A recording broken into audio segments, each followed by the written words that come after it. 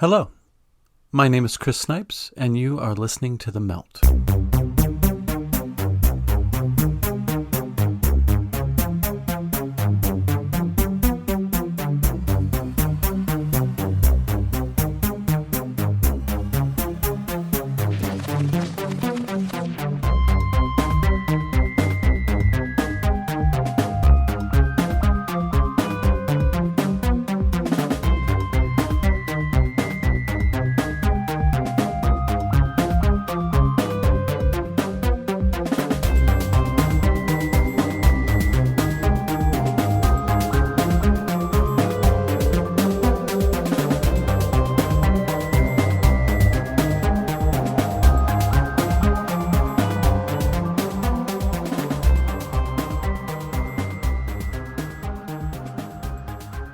More and more, the lines between UFOs, cryptids, and paranormal phenomena are becoming blurred in a way that is hard to ignore.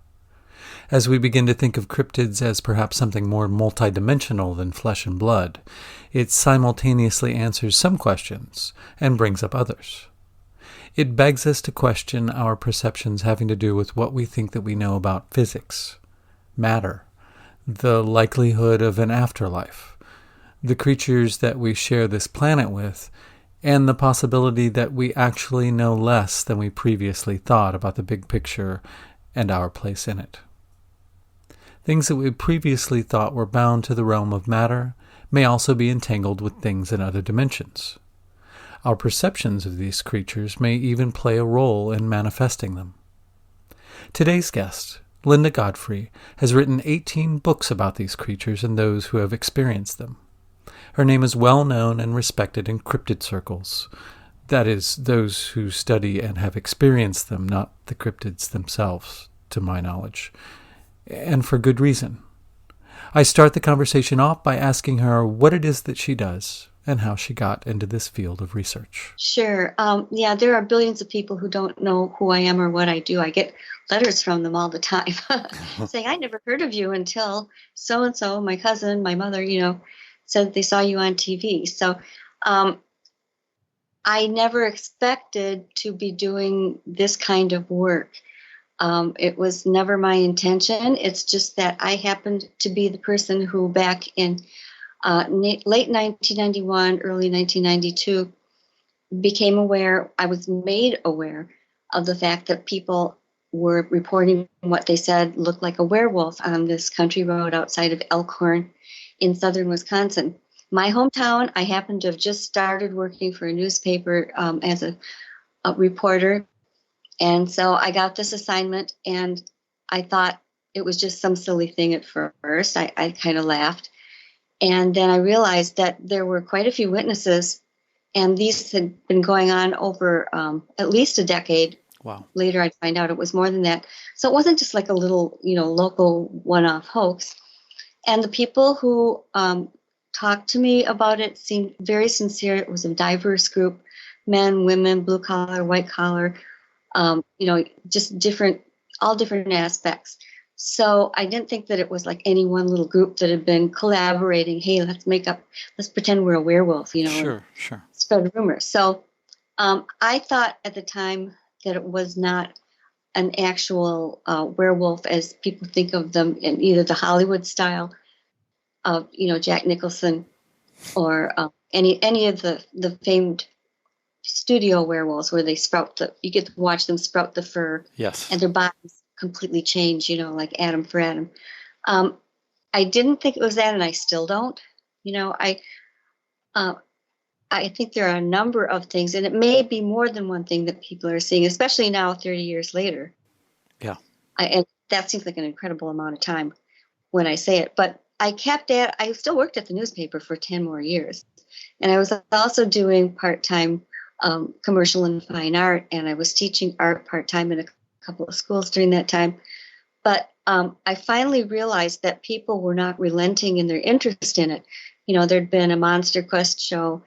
Maybe that came a little bit later, but there had been lots of TV shows, one-off, just episode type things. And every time there was one, it would all start again. And so I thought I would write a book and just kind of document everything that happened the way it was when it began, and that just went better than I thought, and I just haven't ever stopped.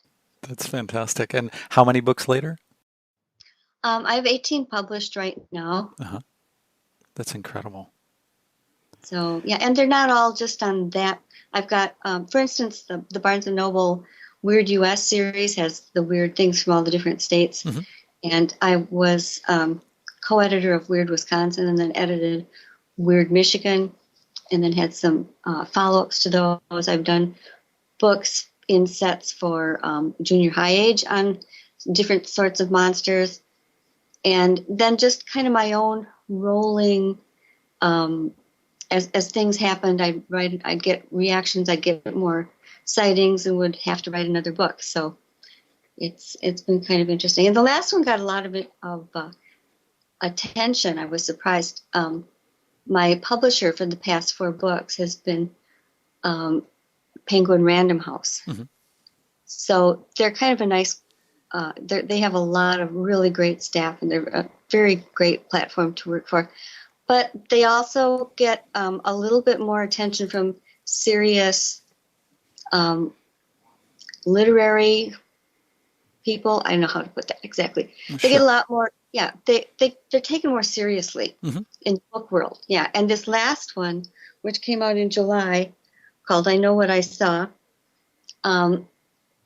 was it got a 3/4 page Wall Street Journal article with art and everything, which All is really unusual. You know, I counted it a step for cryptozoology, not for myself necessarily. Yeah, absolutely. But it was really cool, and there was a pretty good flurry of interest in it. So Fantastic. So you went from stumbling upon this topic to being one of the very few go-to people for this topic, right? well, you know, I wouldn't want to say very, very few. There are some really good people writing things right now, and a lot more interest in documenting them historically, as well as just the, screaming, I saw the monster type of stories, Uh-huh. which are good. You know, they're good and they're fun, but I get bored after a while with just scary monster stories because, they're just the same elements. There's the human innocent, and then there's the horrible event, and what I like is to really look at each story that comes to me in its geological context, in its human artifact context. Like, for instance, old religious places that are around it. Military installations are very often connected with these Yeah. things. Surprisingly, so to me, it's the associations and the inferences, and then of course always the overriding question is, what are these creatures? And I don't think that's been properly solved by any means by myself or anyone else, really. Yeah, so it's just basically a collecting of these people's firsthand experiences, which, kind of in a society, in a culture like ours, where science, the hard sciences are so important, almost like their own religion. Right. It's like, it seems like the more firmly rooted that a culture becomes in the hard sciences, the more these experiences get relegated to like the realms of folklore. I do, and that's one thing. And they are. This last book actually dealt with that. They had asked me to write a book that sort of interspersed these reports of encounters from people with any relationship that I could find to folklore, either ancient myth or current urban legend. And that was interesting to be looking for those associations all the time. And again, not just putting down the story of something that scared someone, but trying to find correlations between, say, a person's sighting of what looks like a tiny Bigfoot to the surprising numbers of human-like but small creatures that are known in folklore around the world. There's the Menehune in the Hawaiian Islands that sounds just like that. And then there's the Native American little people. So it's really an interesting way to look at it. I think my previous book, which was Monsters Among Us, what I did with that one was just kind of online searched for things to put them together. For instance, every encounter that I had in the book that had a fairly good date and good idea of the time and stuff, with everything that's online now, you can go and look up where there have been Bigfoot sightings. I'd look for other creature sightings in the area, look for the moon phase, because that's always thought by many people to have something to do with these creatures. I look for solar flares, UFO sightings nearby. And it was surprising how often I found at least a couple of noteworthy things. So, well, I mean, after having dug into that, especially its relation to folklore, did you come away from it thinking that maybe a lot of that folklore is more literal than we've given it credit for? yeah, it kind of seems that way because all of these ancient civilizations had the notion of the therianthrope or the half man, half animal firmly in hand. They all decorated their temples with it. Sometimes they're just artifacts or jewelry, whatever. You can see it everywhere around the world from the earliest beginnings that we know of. It's just, some of the very earliest sculptures are of bird women. I think those were in Catalhoyuk, somewhere near Turkey. I'm not sure exactly offhand. But, I mean, when you've got that continuous repetition of the same thing, no matter where the people are living, no matter what the climate, you've got those kinds of images up in northern Canada and down in South America. And, the styles may be different, but the subject matter is usually the same. And it's always that there's a relationship with humans. It's not like just, I saw one and it was flying away. You can tell, like the Egyptian hieroglyphs are a good example of how you don't just see the parade of Anubis figures or the ibis. You see them interacting with people. And, like Anubis is weighing the soul that looks like a feather on the scales, or somebody's doing this, or they're going to war. There's always an interaction with people. So we know there's some close relation that people have, usually to apex predators wherever they live. For some reason, it's not like you see a lot of Mouse King people or little the chipmunk lords. It's always more like in North America, it would be wolf representations. It's Sure.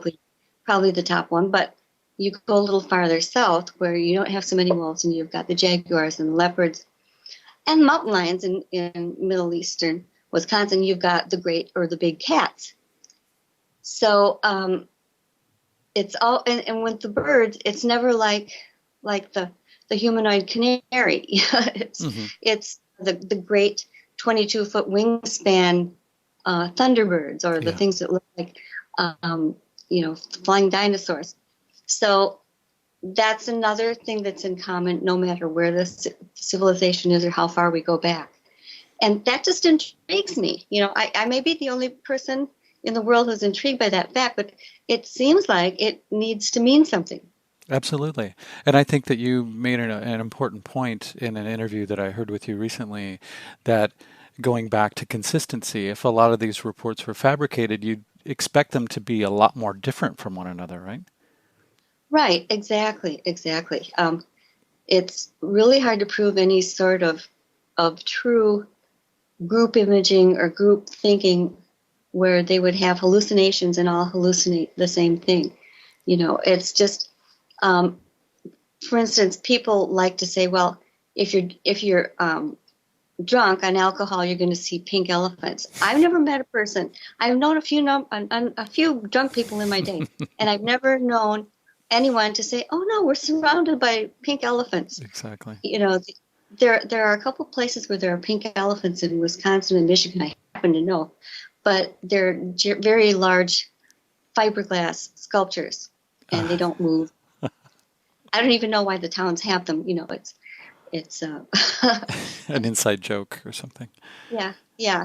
So those things intrigue me. And why are people still seeing them? If it's some primitive thing filling the God-shaped hole inside every human's soul, with something unusual, why didn't that get satisfied somewhere? Why are we still seeing these creatures? And there is to this element of them interacting. Anybody who studies Bigfoot in the field and has really looked at what people do to try and interact with them, they do things like giving trees sometimes. And there's also a camp that says you really shouldn't mess with these guys because you don't know what they're thinking if you're leaving, apples in a tree for them or something. So it's not that I'm endorsing that necessarily. I have done it myself. But, oh, no, I lost my train of thought. Started thinking about those Bigfoots there, and they kind of crowd everything else out. But anyway, it's a very complex subject when you get into it. And I know there are psychological components, and there are certain drugs that can induce people to see kind of roughly the same sort of figures. Some of the psychedelic drugs, the mushrooms have produced episodes that seem strangely familiar and similar to one another. But again, almost all of the witnesses, and I feel awkward about it still, but I asked them if they were drinking at the time or if they, regularly take hallucinogenic drugs or anything like that. And these are people who are normally just, they're driving somewhere on vacation out in the boonies, or they're driving on late shift back and forth to work, or it's always some Monday, or they're just walking in the woods with their family or alone. It's always some mundane thing. They always say, no, I was driving, or I was this or that. Mm-hmm. So I did have one man who admitted that he said, I was coming home from town. I'd been to the bar, and I was kind of drunk. He said, but I sobered up really fast when I saw that thing jump out of the ditch. Well, I think even in the case of hallucinogenic drugs, there's been a lot of research and accounts where people have experienced many of the same things separate of one another, encountering certain sorts of entities or certain kinds of imagery or something like that. So I find that really compelling too. Like the drug is sort of opens a gateway to another place as opposed to those things just being sort of figments of your imagination. Right. Or it pokes through the filter that we have that protects us from knowing all these things are around constantly all the time. And all of a sudden the filter is gone. And, I think what makes me really interested in that idea is that you can watch little children, sitting in their crib, and they'll be smiling at someone and laughing and waving their little hands, and there's nobody there. But any adult can see and then at a certain time it stops. It's like having the little children having their invisible friends. My husband, who is he's kind of an outdoorsy engineer, but he had a secret friend when he was like 2 or 3, and he called her Mrs. Hen. And his brother had one and called his Happy. And they could make the little neighborhood kids cry if they wouldn't let them participate in playing with Happy and Mrs. Hen. So interesting. Yeah, they were just dead serious about it. Mm-hmm. So that's another thing. Why did they by all means seem to be seeing and interacting with these little entities that have all these different names? One of my youngest son had Uncle Wawa, which we never did figure out what Uncle Wawa was probably just as well. Yeah, exactly. Well, and I think the something that points towards the actual existence of these things too is, like you said, the imagery just keeps coming back, imagery that's been used centuries ago.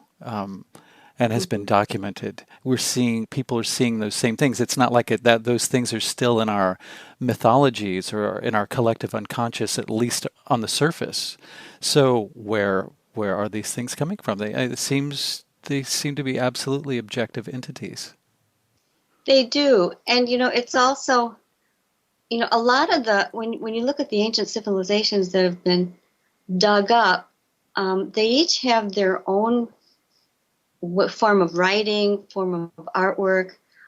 You can identify a certain landscape in which the cultures from any one set of people will be, Hmm. but it's not like today where we have trans-global dissemination of our artwork and things that we think of. We've got the internet. It's, people can um, check out my art from Saudi Arabia. I can go and see what the art is of, any chosen civilization.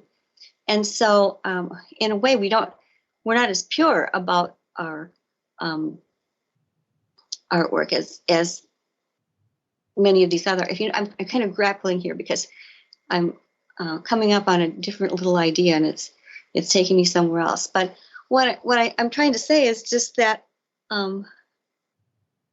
you would not expect to find so many man slash animal formations in these old civilizations where they did not have the means to really travel around the globe or communicate around the globe like we do. Exactly. Yeah.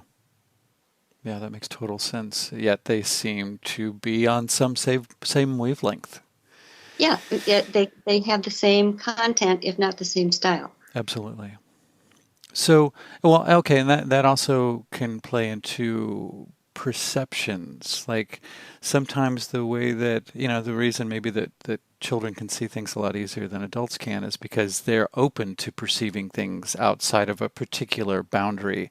Whereas as we get older, many of us, I don't count myself in this category, but become more rigid and start thinking that, life is this way and not that way. This is real, that's not real. So not only would they be less apt or likely to pursue or perceive such things, but they're not even going to be looking for those things or evidence of those things in their realities because they don't give it that much time and they don't give Yeah, it that much bandwidth. that's a very good point to make. And a lot of people have heard there was a famous experiment that was done where some people were brought to a gym, and I think there were different color balls or people running through with some sort of different thing that the spectators were supposed to look for and count up, so that they would be engrossed in looking for say, and I could be wrong about the exact thing, but they could be engrossed just for sake of argument in watching all people with red balls come bouncing through the thing. And right in the middle of it, they had a guy in, I think it was like a gorilla suit, Yeah, run through the thing. I've seen And that. none of them remembered it. It didn't register. None of them said they saw it. And yet there it was on the screen. And so you have to go, wow. And I've likened it to the driving home syndrome, which is where at the end of the day, the work that the average person does has got them pretty tired by the end. And most people, are driving for home. They're not looking for things on the side of the road. They might be looking for deer coming to the ditch, but that's about it. Their eyes are straight ahead. They're watching for other cars. There could be 10 Bigfoot standing next to, just beyond the ditch, and odds are good that nobody would see them. Yep.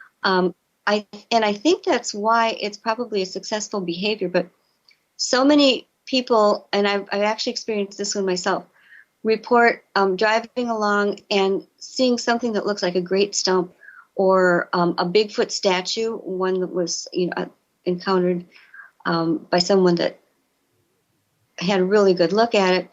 they thought it was a Bigfoot statue in their neighbor's lawn, and went and asked the neighbors when they got that Bigfoot statue, and they said, we don't have a Bigfoot statue. And of course there was nothing there. And I think that this behavior, it would be very sensible to creatures that have learned that where there are a lot of people, just act like they're stock still and nobody will pay any attention to them until they can make their getaway. Absolutely. And you'll find that in collection after collection of Bigfoot observation encounter stories.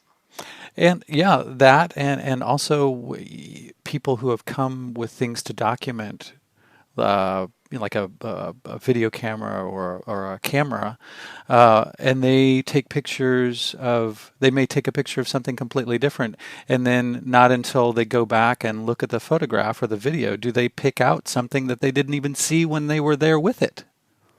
Right, that's exactly true.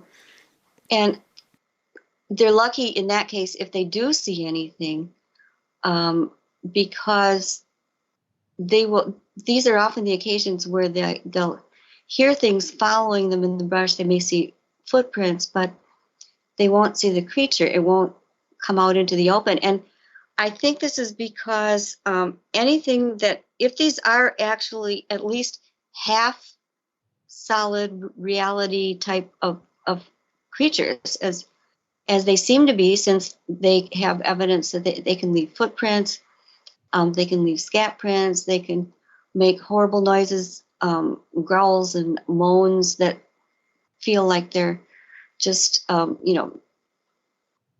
it's ultrasound. People will, ultrasound, because they're so deafening.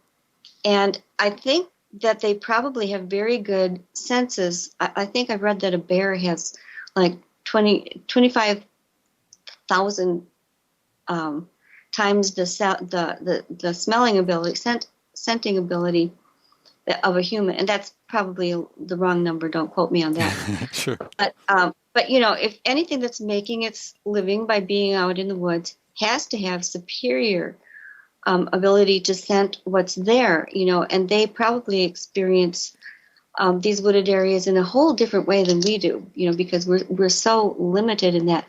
But if you've got that ability and you see there's a human, you kind of know what that is, and then they've got something that smells like gun oil or electronics covered in plastic.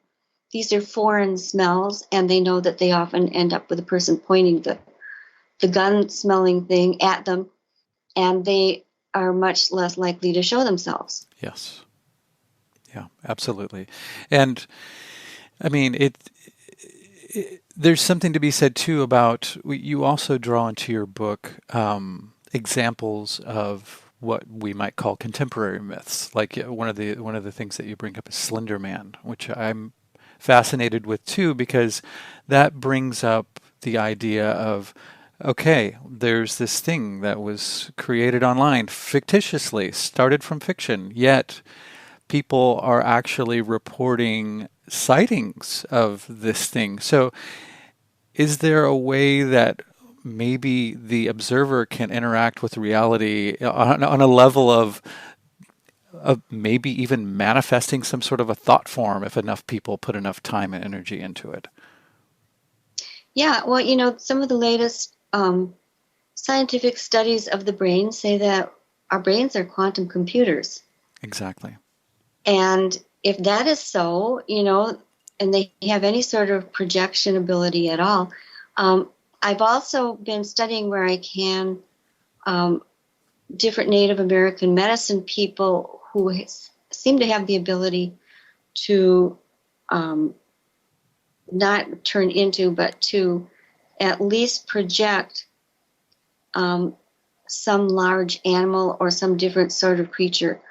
And project is the word that I've been kind of looking for, and it seems to be, it's very similar to the tulpa, which is the Tibetan name for a thought form that a person is able to project from their own mind and have it manifest. Yes. And at least look real if it isn't. And there's a book about a female elder named, I think it's Gladys Whistling Elk, and the title of the book is a little different, but a woman who was her apprentice was spending some time with her, and they were talking about this transformative ability.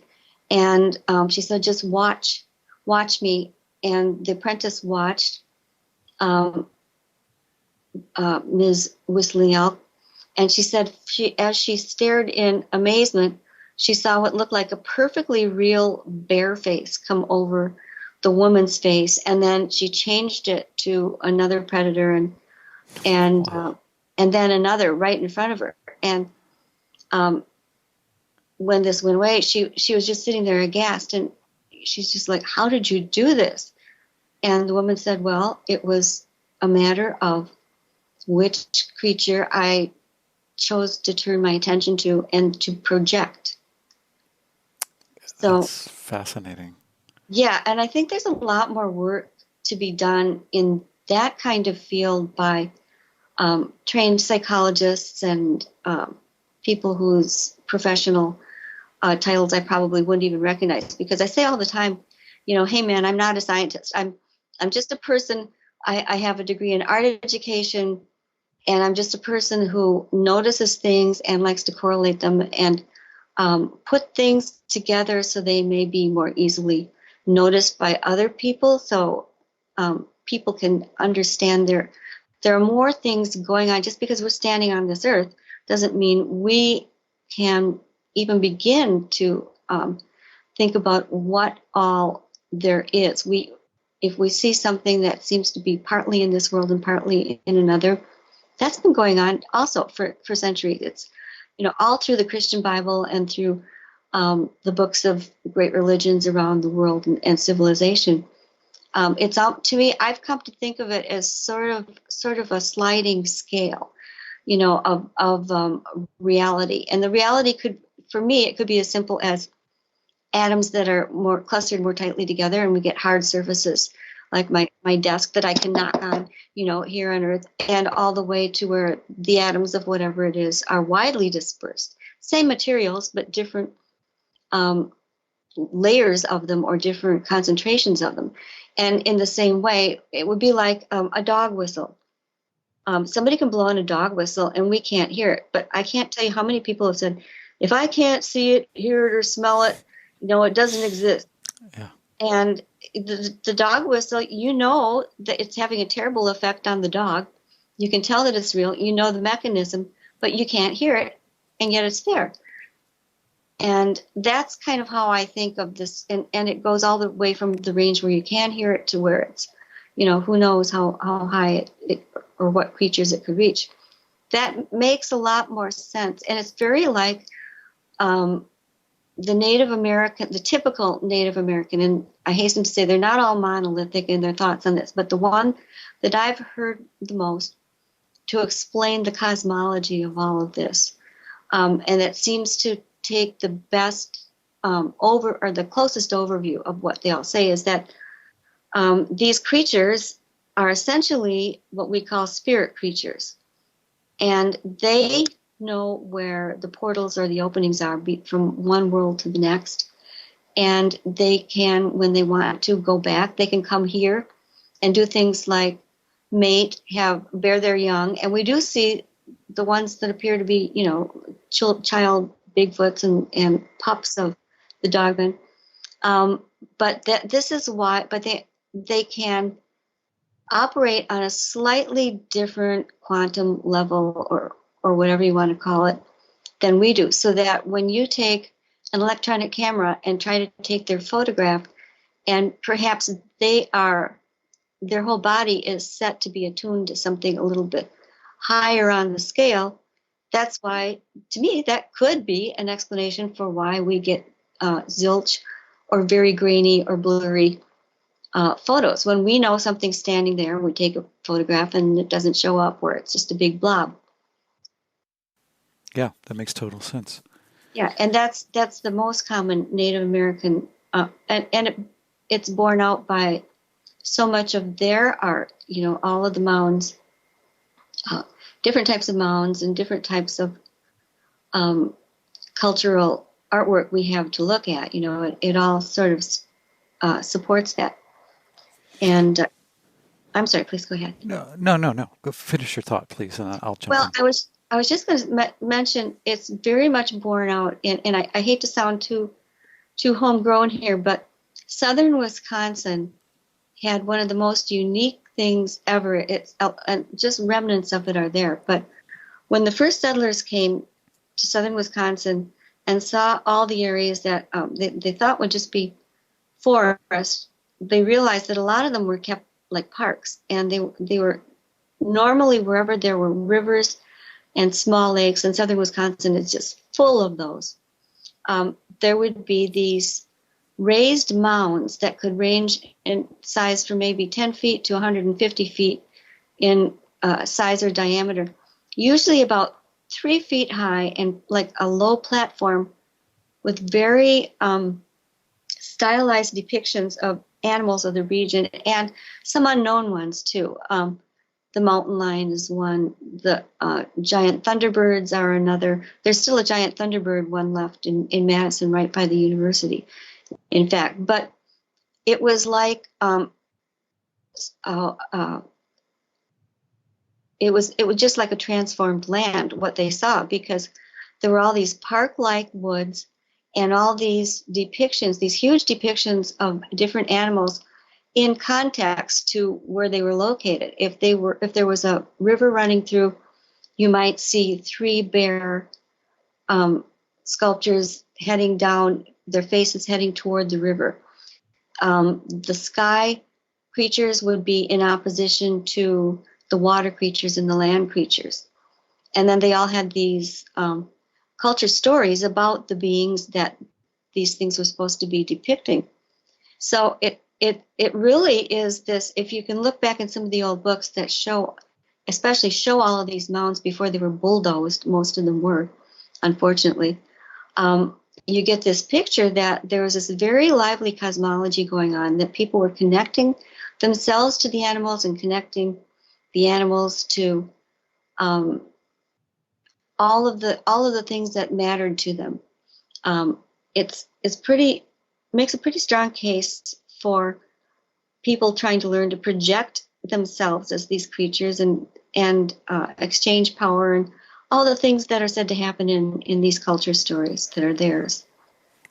Yeah, and that makes total sense too, because I had a question regarding the fact that sometimes these cryptid sightings, like they act like they're almost real-time screen memories. Like it's like something cloaked as something else.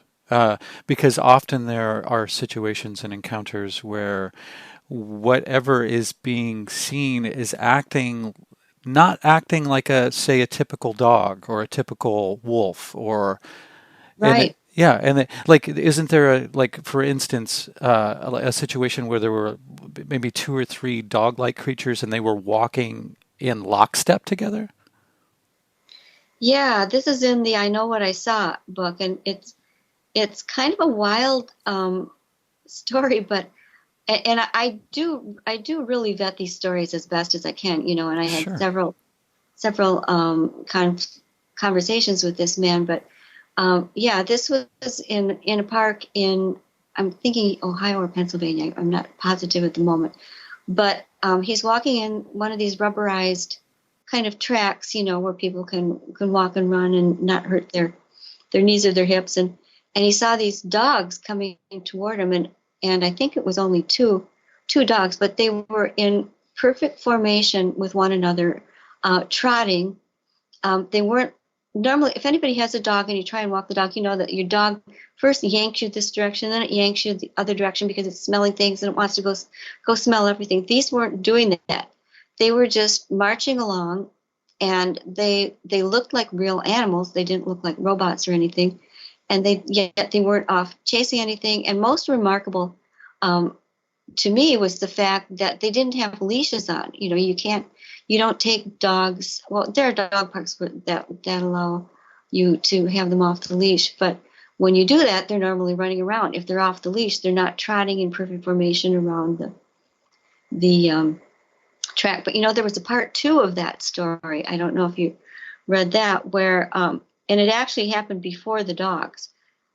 where he was out exercising on that same track and saw four men running toward him, and the men were in that sort of lockstep, Yes. except they were not seeming to be really like they were stumbling and bumbling a little bit. They didn't seem coordinated. Once in a while, one would kind of joggle the other one. And as they came closer, he first noticed that they looked in very good health, like healthy men. They were, well formed and well muscled. They looked like they probably had youthful bodies. And as they came near, one of them turned its head and looked at him, and he was shocked because the head was like a 70-year-old man. And they all had very geriatrically advanced heads and young, supple, running bodies that looked like they were kind of trying to run out on a track together for the first time. Crazy. And he was so shocked by it. And I did notice, I looked up at the time of the printing of the book, there was a Russian scientist who claimed to have been very close to, if he hadn't already tried a human head transplant from a living head to a healthier body. Wow. And that he planned to have one very soon.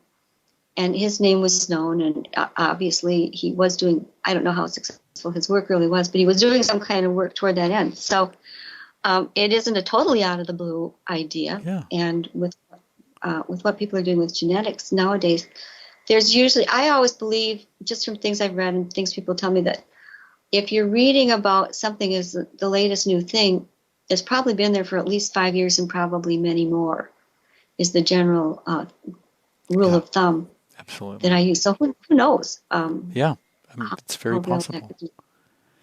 Well, and there was also a recurring theme in the book too, is the intensity of some of these creatures' eyes, which, if this were some sort of a projection or some sort of a way of cloaking something else, could make sense in that regard. Like if it's some, I don't know, very advanced entity piloting around, or I don't even know what the proper terminology would be, but in another body or projecting another body, there would probably it would be a mismatch in the look in the eye and the creature that Right. Those eyes were in. Does that make any sense? Yeah, it does. And when it comes to the upright canines, which I kind of started out on and have always kept track of the eye shine color, they normally, probably 90%, are reported to have the usual color, which is like a yellow or a yellowish green. And the thing, though, is that even with that normal eye color, people will say, well, it looks straight at me. We had like an eye stare down, and that was the most chilling thing because I'd never had a wild animal do that to me. And when you think about wild animals that are out on their own, you really don't think of it as trying to have a psychological connection. You don't hear somebody. My husband hunts deer every year. Sometimes he'll encounter a bear when he's in a tree, and the bear will look at him and glance away. But the bear never stops and stares at him and sends him a somewhat psychic message, which is what many of these people say, such as like, "I could get you if I wanted," or "I'm up here, you're down there. Don't come near me. Don't tell anybody that you saw me, or I'll come and get you." Not in words, people will always say, but just they would get this kind of flash, instant knowledge of what it was trying to convey to them. And that's really unusual. Yeah. Walking on hind legs is not a paranormal thing. Mm-hmm. Any mammal can do it. They'll do it if they're motivated or trained or hurt their front paws, whatever, it can happen. But people say that's what the eeriest thing was to them when they had the sighting, was this sense that it was not afraid to look them in the eye. It looked sometimes to them like it felt superior. And there's the remaining 10% that will be a glowing neon red eye shine, which does not. Bears have sort of an orangish, reddish eye shine. Owls have kind of a bright orange, but not too many other things normally have that color of an eye shine. And yet, especially when there are other paranormal things going on, they almost always seem to have that neon red eye shine. and it's sort of a marker or symbol of the creature that, hey, I'm not your ordinary cougar, or I'm not your ordinary whatever animal it is that is standing there. That's incredible. Is there any sort of relation, or have you done any research, or do people come to you with stories of skinwalkers? Yeah, yeah, that's a name I try not to say. I said it for you. Okay, well, I won't want it to be on you either. Let's just kind of shush that word away. Okay, Um, yes. Another word is skin changers. Hmm. That's used because a lot of it, they are supposed to be known for their ability to look like animal type creatures, and you will see variances. Most of them, most of the time, their reports come from around native population lands or just outside of the native land areas. And there are consistent differences between them and the normal 90% that are running alongside the road and and stare you in the eyes. And in that they sometimes will have clothing, which the other ones don't. They're usually taller. They have actual shoulders, and their paws look like hands. Evidently, those things don't transform too well. But if you think regular canines don't have shoulders because their front limbs are meant to go straight down and support half their body, and they don't have the same kind of rotor throwing ability that humans do either. But this small percentage just might. In other words, they have some more human-like attributes. They do seem very interested in humans. Sometimes there will be several of them, and they're not always just upside. The skin changers can be goats or bears, bear walkers they'll call them, or other fairly large animals. Do you think that this is more of a case of some actual transformation occurring, or It another sort of seems projection? well, and it's how who are we to tell the transformation from the projection? Sure. It's really hard for us to see and know that difference, but it's some type of changing from within the human and within whatever animal it is to allow them to be seen and viewed by others in the corporeal world. How that happens, and there are different theories. There is the Agnes whistling elk. I just projected it, this certain way. And then there are people who believe that there are plant drugs and things that can aid that projection. And then they also have high ritual in many of these places where there are certain rituals that people are trained almost for life, and that they require them to go out and do sort of heinous things. And they're not appreciated in the American Southwest. If you know of one of these, you just don't say much about it. It's something that really frightens a lot of people, from what I've been able to read. Interesting. Well, I'm fascinated by the multi-dimensional aspect of all this. And in an interview, one of the interviews that I listened to, you said you talked about the possibility that we're actually maybe bringing some of these things into being by observing them.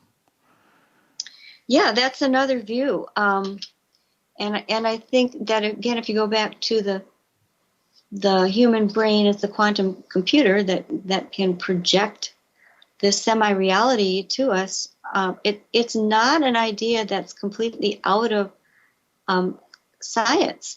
And physicists today are coming closer and closer to finding the real proof. They already believe that there are at least 11 dimensions, whatever dimensions turn out to be. Yes. I keep emphasizing that just because there's a door or a door to another dimension doesn't mean that we would fit into that, or that it would be any good for us. You go any Buffy the Vampire Killer fans go back when she and Angel come up across a portal, everybody just jumps in it like there's going to be a hot tub and a party, and you can have dinner with them and whatever. Usually it's sort of not good, but they're breathing, they're managing to do whatever task they need to do and then hop back into our dimension. It's probably, I would think, not great odds that we're going to find something like that. I could be wrong, but it just there have been stories about people who have seen something that looked like another world within a big circle in a field. One example is in one of my books. This man stepped in, and there were these two kind of strange-looking men wearing hooded gray robes that seemed to be floating above this otherwise kind of normal-looking plant world, and that looked at each other and then started moving toward him. And he was still close enough. I know he had one foot still outside of the portal, managed to hop back to reality. And I've known other people who have witnessed them in the sky. They'll look up and where there should be blue sky, a circle is formed, and they can see trees and other things up there. So it sounds like there is such a place, but we don't know what it is or how we would really react to it. And I think I've gone far from what you actually asked me about that. But it's all connected. But yeah, it is. And so there's one really wild incident that happened that is in my Monsters Among Us book, where a very serious Christian family that belonged to a small church in northern Illinois were sitting in their service one day, and there's a woman in the pew right across from them. They had a U-shaped pew system. And right when there was a moment where the pastor stopped talking, shut his Bible, and was going to step off the platform to join their song type, this woman stood up in the church, howled, and right before them transformed into what looked like a wolf. It was bigger than her. There was no clothing showing. It was just gray fur. And this couple and their two teenage children all saw it at the same time. And there happened to be two ushers up there who saw it. The pastor turned around, sort of horrified, saw it, and quoted some Bible verses at it. And it was subdued before most of the church got to see what that howl was. Maybe they were they were getting ready for their song time. Maybe it was their first soprano who had a normal voice like that. I don't know. But this was one where I took my husband 3 times. We drove to where they lived, met them in another place, discussed the whole thing over and over. They never budged or changed a single bit. They gave me all kinds of information that I was able to check out. Nothing they told me was the slightest bit amiss. And they said it was just like an instant transformation. And soon after that, there were a lot of things that caused some changes to take place. And the church itself is no longer there, physically no longer there. And it was a small congregation. Many of them have passed away, because this was about 15 years ago that it actually happened. Many have passed away. But other things, I was able to check out just for my own peace of mind that I had done all my due diligence on it. And how do you explain something like that? The children, they tried to tell they weren't really children, they were teenagers. They tried to tell the kids who were like, what was that? What happened? Tried to tell them it was somebody in a Halloween costume that snuck in, or, something like that. And they're like, come on, we saw it. And so what do you do with an encounter like that? I included it. And it does seem to really, if things happen that way, it lends a lot of credence to the woman. What did change back into a woman, by the way? I need to add that. It was kind of helped away from the stage. So by the time she was standing back up and everybody saw her, they just saw another woman. Somebody might have wondered where she went, but it just goes to show that there are things that bear out what sound to us like the wildest theories. And yet there are seemingly normal, nice people. And these people were just salt of the earth, just good folks, that you could tell they were perplexed and still very bothered by it. And how do you explain it? Well, did the woman have any memory of changing? She, from what I understood, actually volunteered to go have some mental therapy. I'm not sure exactly how to put it, but she did deal with this. But I don't know whether for sure she never mentioned it, because I asked the woman, and they said, well, she came back to church a few times, and there were some poltergeist activities that happened in the church too that I think kind of more people found out about and it kind of freaked them out. So there was obviously something going on here, but if she did, I don't think that she talked about it to this group of people that saw her in that phase. I think she was trying to live it down and was probably genuinely frightened by it herself. Sure. Yeah, so it was more like something that took over her momentarily. That's how it seemed. Yeah, Hmm. that's what they thought, and it just like got to a point where it overpowered her and maybe you could say projected this other image of her on the people in the church, so that they saw this other thing all together at the same time. And there were 4 members of the family and at least 2 ushers and the pastor. So at least 7 people saw it. Wow. That sounds terrifying. Yeah, I think it's one of the most haunting, especially with the number of witnesses. And it was daylight and close range. It wasn't something happening up on the hill at sunset. It was right there in your face, and they had to deal with it. Wow. Jeez. Well, I know we're closing in on an hour here, so if I could just ask you maybe just a couple more questions, and then I will let you go about your day. Um, you mentioned that one of the ways that you study these things or you categorize them is by region. Have you come across any recurring patterns? Like, do these things seem to be, these experiences and encounters, are they more concentrated near, for instance, like national or state parks or military bases, or is there any consistency to that? Yeah, there is. I noticed quite early on that military installations of any kind seem to be very often connected with sightings of these different human-like large predator creatures. I keep thinking of different names for them, because they have sort of so many different representations in my mind, but that's sort of essentially what they are. Um, but then there are also many that seem attracted to bodies of water. I think perhaps that's why there are so many sightings in the Great Lakes area, because not only are these huge bodies of water very handy nearby, but then they produce rivers and streams that project out from them, and little lakes. So you end up with just a really well watered area.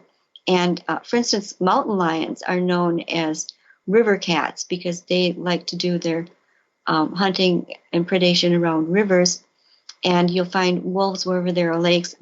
Any type of creature that eats a lot of meat or protein definitely needs a lot of water to help them digest it. So, and also that's where the prey is going. The prey is going down to the water hole. So, I can talk about this in more fanciful terms, or I can put my old reporter's hat on and say, well, yeah, but they needed water to drink. Why wouldn't they be by the water? And that you do find out when you look at the map that there are many more sightings wherever you have these well-watered places. So that's one. And then the military installations, I've discovered more and more of those. I have some of those in the Monsters Among Us book, and then some. It gets kind of wacky. They have different forms of werewolves at a lot of these leftover base areas, especially in Germany and France and the UK. So and sometimes they're the same sort of animals in these other countries, but most of the time they're referred to as werewolves, and they have those glowing red eyes, kind of like the England's black shuck, which is a famous old folk black dog that is supposed to appear during deaths or that sort of thing. So there's all that, and then there's also wherever you find, especially ancient burial grounds and or places of worship, which are very often one and the same thing, that you'll find concentrations of these types of sightings. Interesting. Which lends it more. I mean, another, what I was going to get into for the last question is that it seems like, say, 25 years ago, it was more easy to classify, to have a clean boundary in between, say, UFOs, paranormal, cryptids. But as time goes on and as all these different experiences and people talking about their encounters come in, it seems like those lines are getting more and more blurred. Are you finding that in your research too? Yeah, I think that's true, and the late great John Keel called them window areas, where if you've got one coming out and you stay around and observe and watch, you're probably going to see others. And for instance, he studied the Point Pleasant area in West Virginia when the Mothman was prevalent in the mid 60s and into the 70s. And he first was drawn because there were many UFO sightings, and then of course the Mothman appeared, and then Men in Black, and a few other things. So he quickly deciphered that this was these types of appearances seem to be related to the same general areas and in the same time frames. And we have a flap of one, you'll have a flap of sightings of the other. And my motto is no one can study just one cryptid. Kind of like potato chip. Yes. Sort of thing. Because there are people who really just say, well, I only studied the Dogman, or really, if you were out in the woods and you saw a Dogman and there was a Bigfoot too, would you ignore having seen the Bigfoot? It's like, I'm not sure how you can quite separate them entirely. Exactly. So, and they do have so many things in common. And I mentioned earlier that I had, in my next to last book, I was looking up categories of UFOs that had been seen near or around certain, really great upright cryptid sightings, and there were. I was surprised, and there are UFO stories. There's one great UFO story from northern Wisconsin where a farmer was driving home and saw this saucer-shaped object sitting next to the road, and looked in. There was kind of like a bubble type hatch on the top, and he could look in and see there was a furry faced creature with its hands sort of up and extended toward him. And this is up in a town called Frederick. And he was flabbergasted, and he went home, and the next day it was gone, but there were still tracks there or something like that. Wow. So so you have a lot of different elements there. That's amazing, and they're often in the same, in the same areas and around the same times too. They're often seen together, if not together, then sometimes, not too in the same sort of time period. Right, and probably sunset and dawn are the most usual times when these things are just into the early hours of the night. And there's one other. There's a word I'll throw at you: liminality, which again seems to be a commonality. Liminality just means on the outskirts of things, and that's why you'll find things that are on the edge of campgrounds, on bridges. If you're in the center of a bridge, you're neither on one side nor the other. You're just sort of in the middle. The outskirts. I'm starting to get more sightings on the outskirts of towns. I had just last March, I had a great black cougar or mountain lion or panther or whatever you want to call it sighting just on the edge of a town where a man had his home barber shop, and he watched this thing. It was about sunset, I believe, but he could still see it very clearly. Watched maybe 50 feet from him, went through his yard, and then passed on through some trees and was headed in the general direction of downtown. But he was only seen in the liminal area, the outskirts. And that's something else that I've been kind of thinking about and trying to tie that down to something more understandable. Yeah, and even another layer of that would be sometimes it seems, for instance, at least in the case of ghosts, maybe with cryptids too, that it's easier to catch those at the corner of your eye, so at the outskirts of your vision. Mm-hmm. Yeah, definitely something that you hear. Yeah. Absolutely. Well, it's such fascinating stuff, and your research is so comprehensive, and I can't wait to read more of your books. I just started with the most recent one, I Know What I Saw, and I highly recommend it to anybody who's listening. And also I want to mention the documentary too. You just recently made a documentary with your son, right? Right, my son and my husband as producer. Mm-hmm. He was a great driver, and he's a numbers guy, which neither my son nor I are.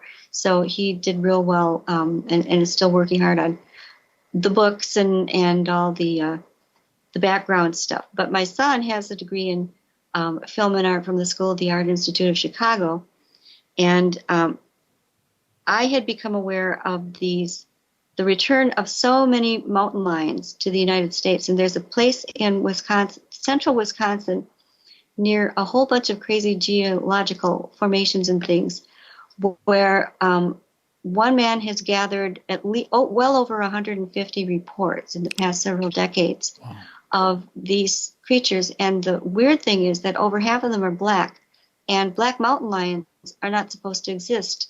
It's supposed to be genetically impossible, although I'm not sure exactly why. But that begs the question, what are they then? And the answers range from black jaguars and leopards, which would be way up north from their usual ranges. Native Americans believe that these are spirit cats, the black ones, and that they have a role to play in, the coming changing of the world, or whatever their culture stories are. And so it seemed to me, and nobody wanted to touch the story. I had talked to several producers that were out here to do another. There have been very, very many documentaries done on the Beast of Bray Road, the upright canine. Yes. And we've got this present new mystery, and nobody seemed interested in it. And I happened to have an uncle, a great uncle who, or no, he's my first uncle, I guess.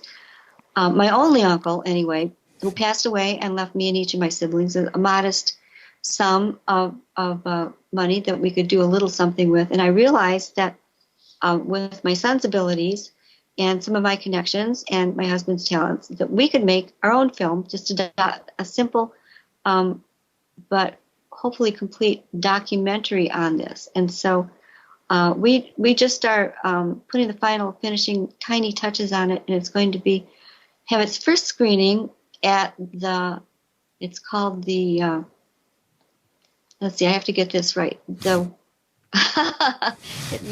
it's an unusual title. You can tell I've been talking for an hour or two.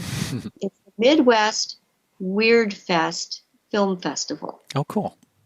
Yeah, and it was kind of a nice coming back, circling around sort of thing, because the man who developed it and started it in Eau Claire was originally attracted by those first books I did on Weird Wisconsin and Weird Michigan. Yeah. I was known as the Weird Writer, and then, he has this, I think it's the 4th year now of this. So cool. So we'll be doing that. But yeah, and I learned a lot. And again, just this amazing group of people. We even had a woman who worked for the Florida Panther Project with 2 PhDs and was a direct assistant to the creator of the project, who had seen what she called black panthers. And panther's supposed to be a no-no word with they're not supposed to exist as panthers either. Mm-hmm. But she had seen them and interacted with them in Florida, and somehow happened to move to Hillsborough, this little town, for her retirement, and started seeing them along with most of her neighbors out on her ranch land. Wow. So yeah, so it's got just an amazing corroboration by people, and I don't know if we'll ever do another one, but I was really glad to help these people get a voice, because that's where the title of this book came from. I Know What I Saw. People were continually saying, I saw this, it was daylight, I had a good look at it. I know it was like a panther or a mountain lion, but I went to the authorities and they said, there's no such thing, you didn't see it.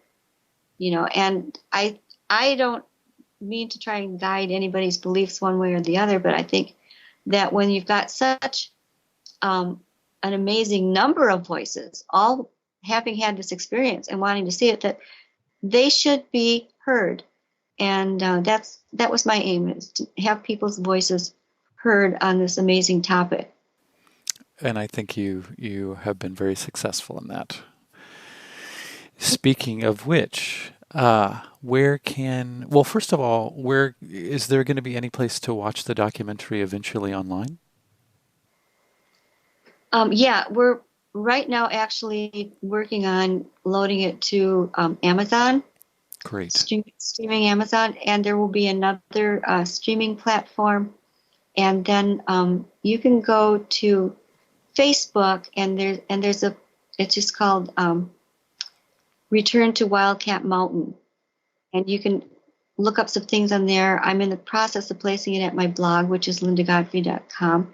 And you can just get a good fast look at the 2.5 minute trailer on YouTube. Just go to YouTube and type in Return to Wildcat Mountain, and it'll show you the trailer. And you can get a good sense of what it's like from that. Although the finished film is, I think, about 48 to 50 minutes. So there's a lot in there, and we had some great Native representation of some of those culture stories I was mentioning.